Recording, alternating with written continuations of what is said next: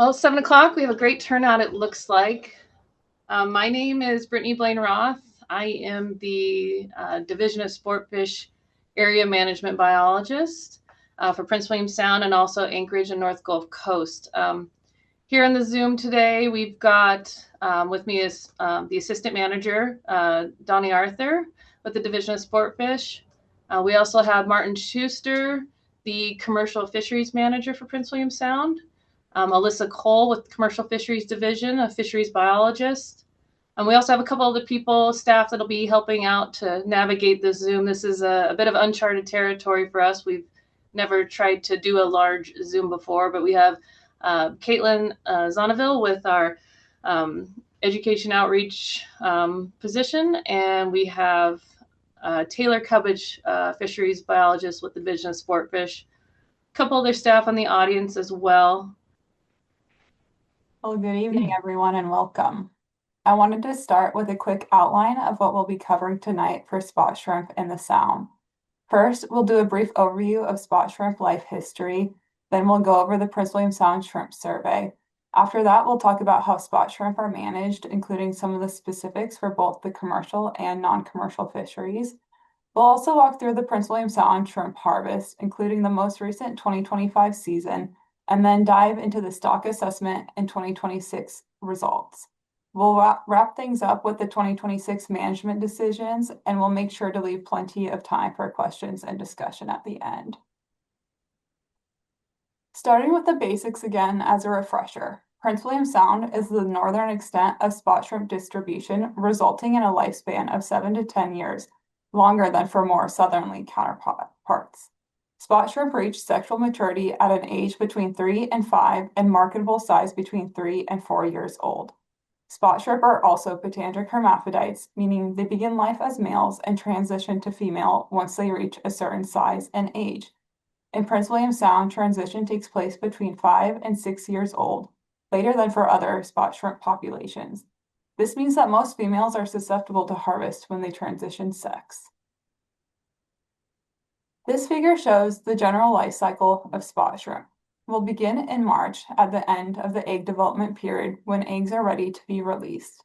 Release occurs mostly before April, though recent part sampling data from the department shows that there was egg-bearing females present in the harvest during the early weeks of the fisheries when they began on April 15th. But the percentage of eggers seen in the commercial fishery decreased substantially in 2025 after the season date moved to May 1. When the fishery opening date was April 15, we saw 36% of shrimp were egg-bearing, whereas now with the May 1 fishery opening, only 5% of shrimp harvested were egg-bearing females. Beginning in July and August, shrimp start to molt, though we have no data that indicates whether the timing of the molt is different than in the Sound due to its northerly location. Molting is a sensitive time for shrimp as they are eating less and more vulnerable to natural mortality. Reproduction takes place after the molt and can occur between August and April, with the highest percentage of egg-bearing females in the fall. Data from our fall shrimp survey indicates that 94% of female shrimp are egg-bearing in October. Our Prince William Sound shrimp survey occurs annually on the research vessel Solstice since 1992 and was structured to provide long-term monitoring and assessment in the areas with the highest commercial harvest. The survey takes place in mid-October each year, around the 12th to the 23rd. The survey consists of 9 sites shown here on the map with red dots. Each site has 4 stations with 11 pots at each station, meaning that at each of the 9 sites we are fishing 44 pots. We collect biological information from each station, including sex, size, and presence of egg-bearing females. Additionally, we collect catch per unit of effort, or CPUE, which is the most useful indicator of stock status from the information collected on the survey. Lastly, the areas circled in red near the ports of Whittier and Valdez are the areas with the highest non-commercial harvest, which aren't surveyed at this time. As we mentioned previously, catch per unit of effort is the most useful indicator of stock status collected from the shrimp pot survey. In this figure, we have CPUE of shrimp in pounds per pot on the vertical axis and year on the horizontal axis from 1992 to 2025. The dashed line represents average CPUE with all sizes shown in black and large shrimp shown in gray. CPUE for marketable size shrimp, seen here in gray, is one of the 4 inputs into the surplus production model used to assess total allowable harvest. In this figure, we can see that CPUE in the survey steadily increased from 1999 to 2008. This increasing productivity, along with increased success in the non-commercial fisheries, led to the opening of the modern commercial fishery in 2010. From 2010 through 2020, the shrimp stock status in Prince William Sound was in a period of very high productivity, well above the carrying capacity of Prince William Sound for shrimp. Beginning in 2021 and continuing through 2023, survey CPUE began to decline as the stock responded to being over carrying capacity. In 2024, we saw a slight uptick in CPUE, but that trend did not continue on the most recent survey that occurred in October of 2025. Moving on to biological information gathered on the survey. This figure is showing proportion of carapace length throughout the history of the survey.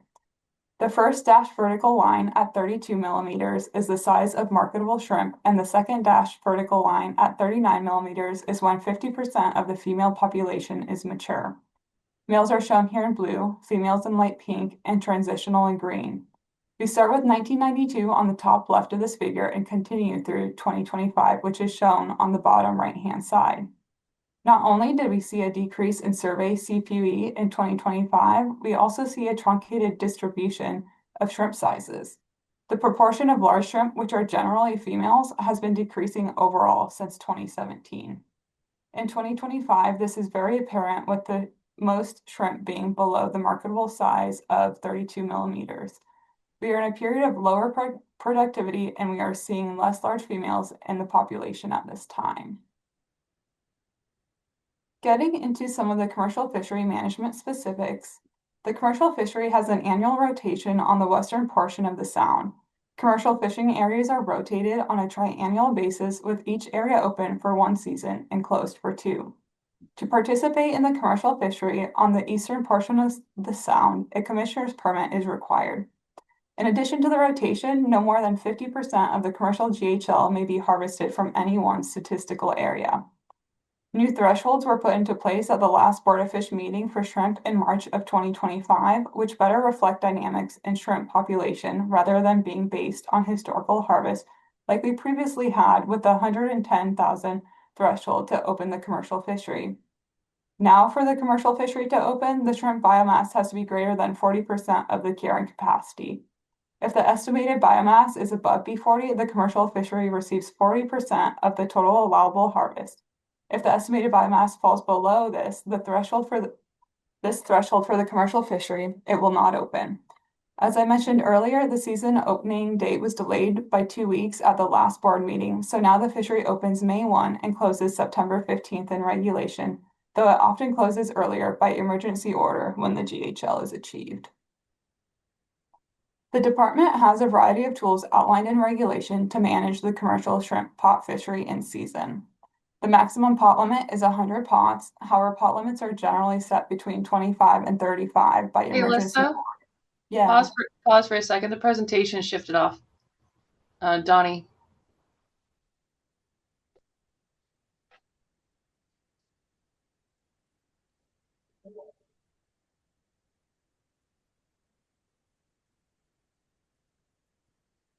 Stand by.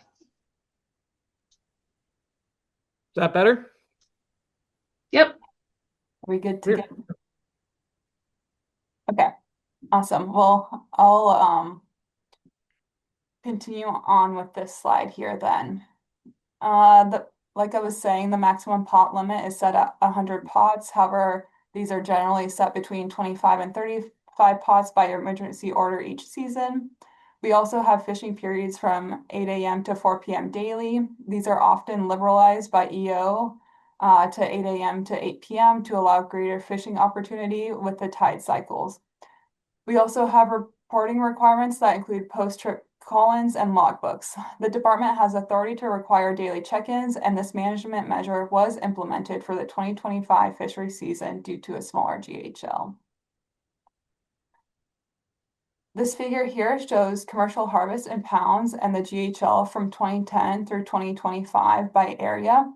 The red line represents the commercial GHL, which is targeted very accurately due to the comprehensive in-season management tools we have in regulation. Also shown here in the upper right-hand portion of the figure is the percentage of the GHL harvest by commercial fishery area. The years in which the GHL was not achieved in 2012, 2015, and 2024 were all in Area 3, which is less productive than Areas 1 and 2. And now Donnie will take over as we move on to non-commercial shrimp management and the stock assessment. All right. Thanks, Alyssa. My name is Donnie Arthur, and I'm the Assistant Area Management Biologist for Sport Fish in Prince William Sound. The non-commercial shrimp fishery is composed of subsistence and sport shrimpers. The sport shrimpers are required to have a valid sport fishing license, and subsistence users do not need one. In regulation, the ANS, or the amount reasonably necessary for subsistence uses of shrimp in Prince William Sound, is defined as 9,000 to 15,000 pounds of usable weight of shrimp. In Prince William Sound, all waters are open to non-commercial shrimping except for the Valdez non-subsistence area, which is closed to subsistence users. Adopted by the Board of Fisheries in 2025 at the miscellaneous shellfish meeting, there is now a threshold in place for the non-commercial fishery to occur. This threshold is at 20% of carrying capacity, or K. You'll hear me reference this as on and off as B20. When the non-commercial fishery is open, the non-commercial users are allocated 60% of the total allowable harvest, or TAH. Also adopted in 2025, the new season dates are May 1st through September 15th by regulation. Historically, the fishery opened on April 15th, as Alyssa mentioned, but the opener was recently delayed to protect egg-bearing females. In 2025, an emergency order was issued to shorten the season from May 1st to July 31st. The pot limit per regulation is 5 pots per vessel, with no bag limit or possession limit on the amount of shrimp that can be harvested. New in 2025, non-commercial shrimpers may only carry one additional spare pot on board their vessel. For example, in 2025, when the pot limit was reduced to 2 pots, shrimpers could have only carried a third pot on board in case a pot was damaged or lost. Unlike the commercial shrimp fishery, we have very little in-season management that occurs. The management for the non-commercial fishery occurs pre-season based on previous year's participation, harvest, and effort levels. Emergency orders are issued pre-season, like this one from 2025, that reduces the pot limit, and last year the season as well. This is all done to manage for the GHL. Harvest and effort is tracked through a harvest recording form, also known as the Prince William Sound Shrimp Permit, which I will talk about in more detail here in a moment. Shrimp pots, both commercially and non-commercially, are required to have an escape mechanism with a single length of untreated 100% cotton twine no larger than 30 thread. This must be located within 6 inches of the bottom of the pot. This is in order to reduce ghost fishing mortality in the event a pot is lost. A study by ADF&G showed that 30 thread cotton twine had reduced tensile strength within 2 to 3 weeks and was heavily degraded within 77 days. Once the twine is broken, the pot would no longer be ghost fishing, and any fish or shellfish captured in this pot would be able to escape. I included this to address a question that we did receive before this town hall meeting. On the right-hand side of the slide is an example non-commercial shrimp permit. All participants, whether sport or subsistence, are required to get this same permit, and the Prince William Sound non-commercial shrimp permit are available and free online to all users. Non-commercial shrimpers must fill out the information on the permit before leaving the fishing site, and this permit collects information on date set, the number of pots fished, and soak time. All of these together help us get at or calculate non-commercial effort. Shrimp harvest is also included on this form and is reported in gallons of whole shrimps with head attached. And the total harvest in gallons is summed at the end of the season and converted to pounds using a conversion of 3.89 pounds per gallon. The permit is required to be reported online with a deadline set by the department. In 2022, the board adopted a failure to report process for the Prince William Sound non-commercial shrimp fishery. If a permit holder does not report before the deadline and provide an appeal, they will be prohibited from getting a permit in the following season. Here's a graph of the number of non-commercial shrimp permits issued since 2002. I will note that permits were not required between 2006 and 2008. An average of about 4,000 permits are issued annually ever since the permit became first available online in 2016. The number of permits issued peaked in 2020 at just over 4,500 and has declined since. Most recently, 3,440 permits were issued during the 2025 season, which is the lowest number of permits since permits became available online. This new low is likely due to the shortened season in 2025 by emergency order. On average of these permits, 87% of permit holders have an Alaskan-based address. Of the permits issued, approximately 89% of the non-commercial shrimp permits are reported on. I want to point this out because that 11% reported, the 11% that do not report on their permit, we have a statistical calculation process where we do expand reported harvest to an estimated harvest. So we do account for non-reporters when we estimate harvest for the non-commercial fishery.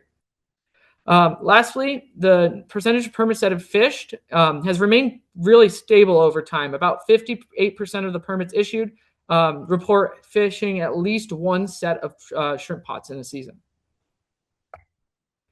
Some questions received before this town hall asked about the differences between sport and subsistence fishery. And so I just wanted to give like one brief snapshot, one brief overview. I've touched on this already, but the main difference for participating in the sport and subsistence fishery is the requirement of a valid sport fishing license for sport shrimpers. And subsistence users do not need a sport fishing license. And the other difference is that there is a closed area for subsistence, and that is the Valdez non-subsistence area. Some data regarding these two fisheries: the sport shrimp permits account for 81% of the total permits issued, while about 18% are subsistence permit. The reporting rate by permit type, whether sport or subsistence, is almost identical between the two fisheries. And sport harvest is about 5 times as much as subsistence, with 84% of the harvest coming from sport shrimpers. Now let's look at where the non-commercial shrimp harvest occurs. Here you can see Area 1, Area 2, and Area 3, similar to what Alyssa presented for the commercial shrimp fishery. I will work from north to south. Area 1, in pink, receives the second highest amount of harvest of any area. About 36% of the non-commercial harvest occurs in this area. This is about 29,000 pounds each year. Area 1 contains the Port of Valdez and the highly productive area of Unacwick Inlet.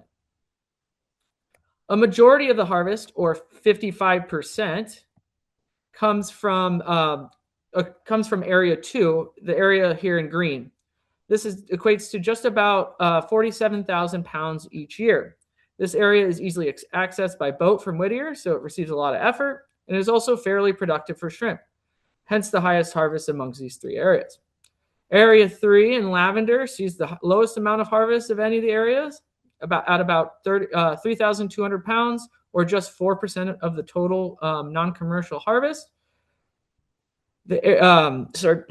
This area is furthest from all three ports and receives less effort. It is also typically, when users are in this area, they're targeting other species such as halibut, rockfish, lingcod.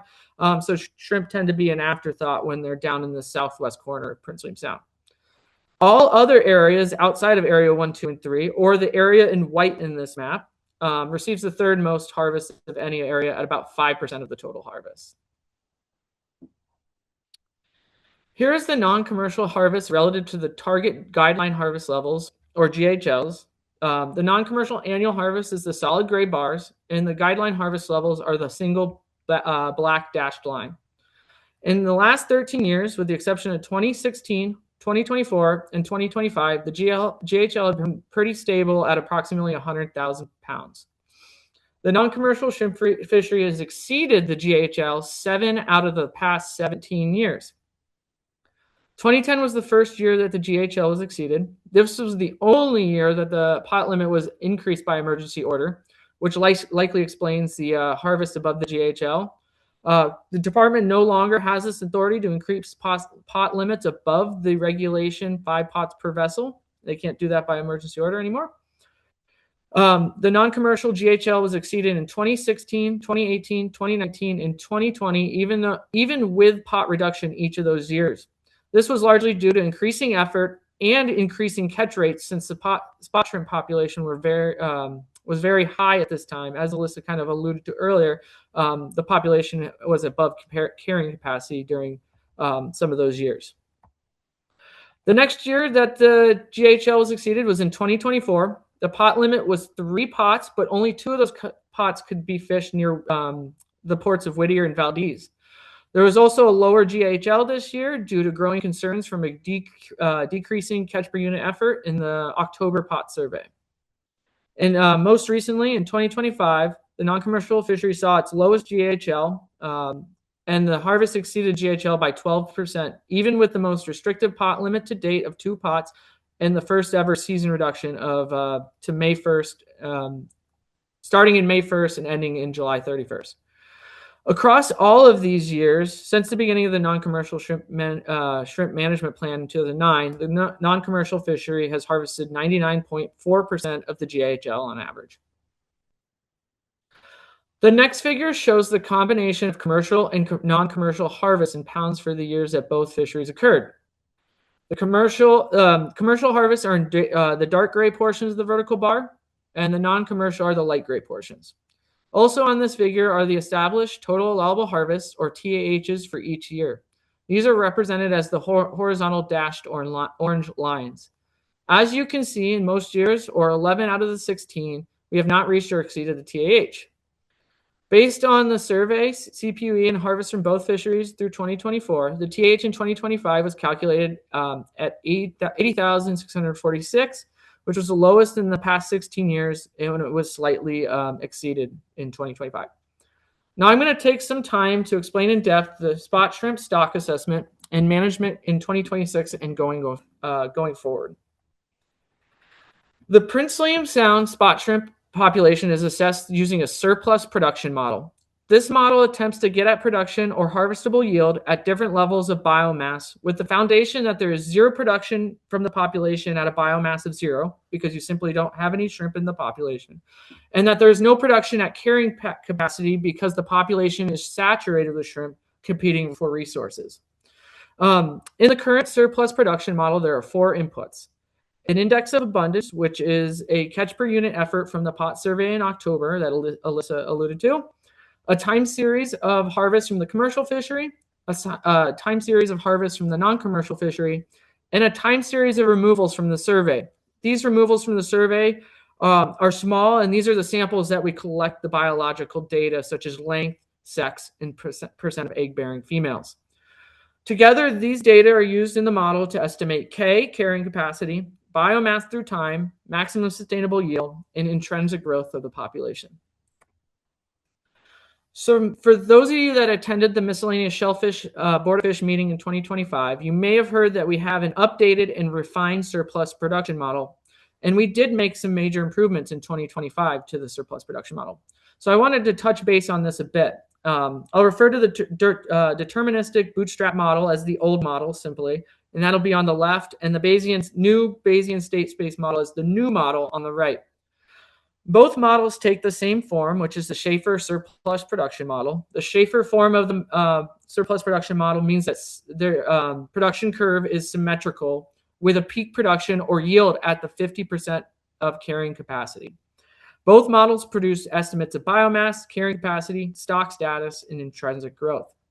However, the old model became less and less responsive to changes in the CPUE over time, particularly when we started to see the decline starting in 2020. Because of that lack of responsiveness, it kept biomass well above carrying capacity, even as we observed decreases in survey CPUE. The new model responds well to these changes that we've been observing in the survey CPUE. The old model was also rigid in that it assumed that the population followed a single growth trajectory, and any stray from that was due to survey measurement error and not nature. The new model is more flexible with population growth trajectories, in that it can naturally fluctuate due to changes in both environmental conditions and survey measurement errors. The old model also assumed productivity was constant through time, but the new model allows productivity to vary, and it can detect annual shifts in productivity.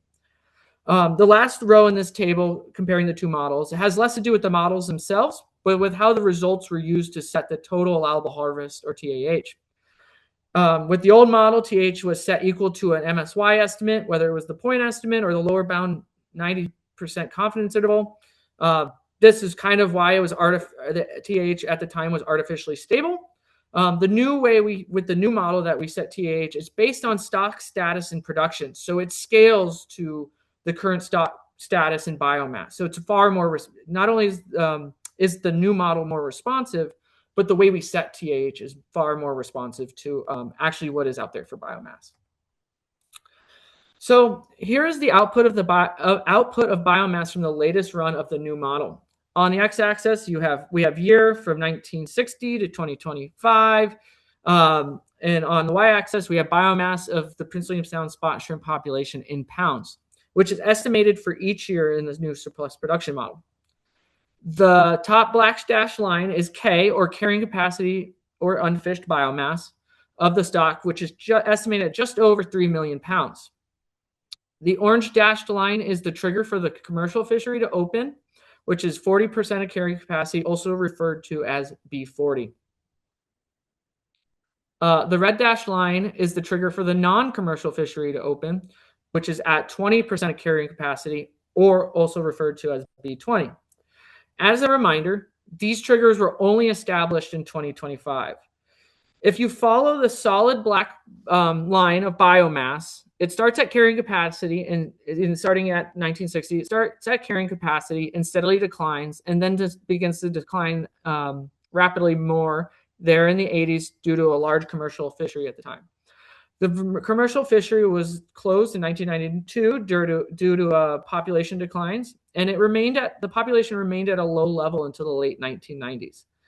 The population sees a rapid rebuild from 2000 on, and even shoots above carrying capacity in around 2010. It stays at a high abundance till 2021, and then has experienced a sharp decline, and that has continued since about 2021. And this lines up exactly with what Alyssa showed with the survey CPUEs a few slides back. That brings us to 2026, when the biomass is estimated to be approximately 1.1 million pounds, or 36% of carrying capacity K. This sharp decline begs the question, is the cause due to overharvest? And there's a couple ways we can get at that. And I wanted to show one way we can look at that within the new model. I mentioned a few slides ago that the new model can detect shifts in productivity from environmental and ecological factors. The model accounts for measurement error and what is called process error. First, measurement error, observation error. Simply, we measured wrong. Some examples could be that we had poor weather on the pot survey and weren't as effective as catching shrimp. We had new captain and crew running the survey. I have poor eyesight and I measured a shrimp's length wrong. Or we just simply missed shrimp on the survey. Those are examples of measurement or observation error. And the model handles that error. After the model accounts for the effects due to harvest and that measurement error that I just described, what is left is what is called process error, which is graphed here. Process error, simply put, is nature being nature. Process error means nature behaved differently than we expected. A good way to look at process error is treating it like productivity. In fact, that's what we're going to call it from here through the rest of the presentation. You don't need to worry about the actual numbers here, like the actual values, like 0.25, etc. But what you should focus on is if the productivity or process error is positive or negative. If the productivity or process error is positive, this could be due to things like high survival of adults, good recruitment, a ton of food availability for the shrimp, or low predation. Essentially, when this value is positive, we are getting more out of the stock than we would expect. If the productivity or process error is negative, this could be due to the exact opposite, low survival of adults. poor recruitment, shrimp are starving, there's a lot of predation. Essentially, we're getting less out of the stock than we would expect. The new model recognizes these shifts, and it also recognizes that we were in a long period of high productivity. A lot of these positive process errors, and that period lasted for the most part of 20 years. So that coincides with what Alyssa presented with the survey CPUE, that steady increase from basically 2000 to 2020. It also coincides with the last graph I show, a rapid increase in biomass from about 2000 to 2020. What it also picks up is that there has been this shift to a negative process error. So it's gone below zero. And basically beginning in 2020, 2021, we shifted down to negative productivity or low productivity state. And that is largely why we've seen this rapid decline from almost a record, probably a record high in 2020, 2021 to now where we're at now with a stock status of 36% of carrying capacity. Then what I just presented on the new model is really huge improvements. It's far more responsive. It tells us about natural process error or productivity shifts in the population. But there's always room for exploring improvements. A couple on the radar are we would like to add a standardized fisheries-dependent CPUE as a model input using logbook, harvest data from the commercial fishery and the effort that the commercial fleet expends, and standardize that in a way that is useful to be input to the model, and doing the same with the non-commercial data where we get tens of thousands of pot set a year, trying to standardize that in a way to see if the CPUE trends in the fisheries align with what we're seeing in the survey CPUE. The other thing is, assessing the effectiveness of our current survey sites. There's some, we have interest in potentially adding high harvest sites such as Whittier and Passage Canal. This is very funding dependent, and we are working through that, and potentially removing sites that maybe aren't as representative of the population as we could with new sites. So these are kind of what's on the radar for improving this model, and we'll always continue to look at ways to do that each year to improve this new, more robust and responsive model that we've gone over today. And with that, I'll shift to Brittany and Martin to go over 2026 management. Thanks, Donnie. Thanks, Alyssa. Yeah, I know could be a lot of information for folks to really digest, and a lot of that was presented at the Board of Fisheries meeting, and then updated with this year's information. But going forward for this year, for 2026, you could probably see it a little bit on some of the figures Donnie showed, but the total allowable harvest this year with the new model was estimated at 49,657 pounds. For the non-commercial fishery, that means we get 60% of that amount, which equates to a guideline harvest level of 29,782 pounds. As those of you that are non-commercial shrimpers know, end of season harvest reports are mandatory. That date is subject to change on when they're going to be due, depending on how we set the fishery. Daily reporting has been encouraged ever since we went online with our reporting abilities.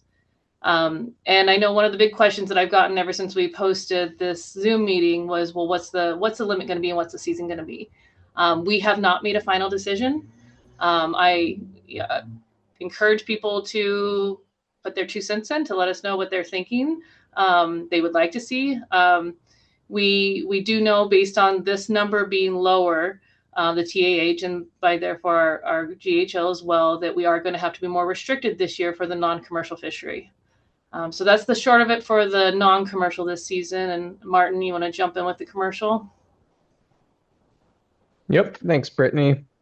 So as Alyssa mentioned earlier, the commercial fleet is allocated 40% of the total allowable harvest, which in 2026 would equate to about 20,000 pounds. However, as we saw earlier, stock status is below the B40 or 40% threshold of carrying capacity. We're at 36% this year. So because of that, the commercial fishery will not open this year, regrettably. And we're hoping that stock status will improve in coming years and that will be above 40% again.